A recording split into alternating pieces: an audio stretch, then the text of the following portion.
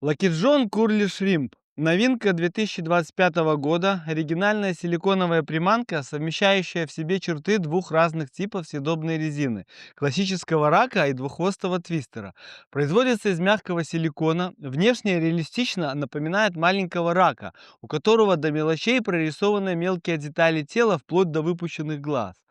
Две клешни работают как твистерные хвостики, игра их не очень размашистая, что порой даже хорошо, так как на такую анимацию лучше реагирует пассивная рыба.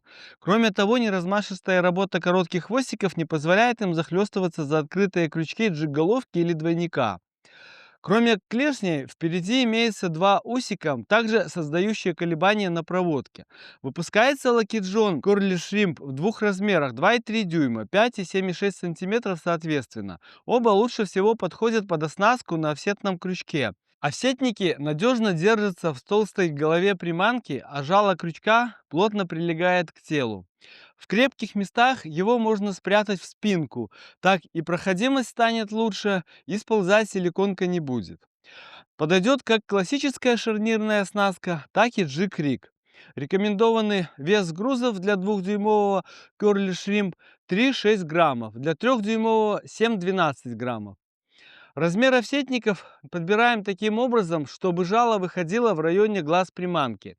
Для меньшего размера лучше всего подойдут крючки примерно номер 4, для большего номер 1020. В чистых от растительности и коряжника местах можно также использовать джиголовку, а для 3 дюймов подойдет и двойник.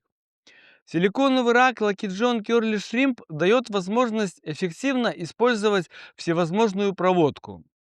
В первую очередь это классическая ступенька. Хотя многие и рекомендуют с подобными приманками в первую очередь практиковать волочение по дну. Но Curly Shrimp — необычный рак. Ближе он к классическим моделям силикона. Ступенчатую проводку можно делать разными способами, но работает и обычная подмотка ручкой катушки. Поклевки в большинстве случаев случаются на паузах. Это говорит о том, что хищнику нравится игра приманки во время ее опускания ко дну. Более того, если точно сделать заброс к предполагаемому месту стоянки хищника, то атаки случаются уже сразу после приводнения, на первом падении. Так часто происходит на реках. При целенаправленной ловле окуня будет эффективная и пассивная проводка по дну. Рак, копошащийся в донном грунте, всегда привлекателен для полосатого хищника. Для волочения разными способами выполняем медленные подтяжки с последующими паузами. Скорость подтяжек варьируем, так же, как и их продолжительность. Если ступенька не получается из-за малой глубины или течения, а волочение тоже по каким-то причинам невозможно, стоит пробовать вести приманку и равномерно. Сфера применения Лакиджон Curly Shrimp весьма разнообразна. Это могут быть как водоемы без течения, так и реки. Хорошо себя новинка показала на разного рода искусственных водоемах — каналах, прудах, небольших водохранилищах, но особое внимание следует обратить именно на реки. Там силиконка быстро раскроет свои лучшие качества. Здесь облавливаем самые разные перспективные места: глубокие ямы на поворотах русла, песчаные свалы, затяжки у завалов, глубину обрывистых берегов. Если рыба стоит по всей ширине русла, бывает эффективна проводка на снос. Но чаще срабатывает движение приманки вдоль берега. Тогда пауза с привлекательной игрой клешней и хвостиков получается максимально продолжительной. Этот силиконовый рачок удивил способностью ловить разную рыбу, особенно что касается 5-сантиметрового размера.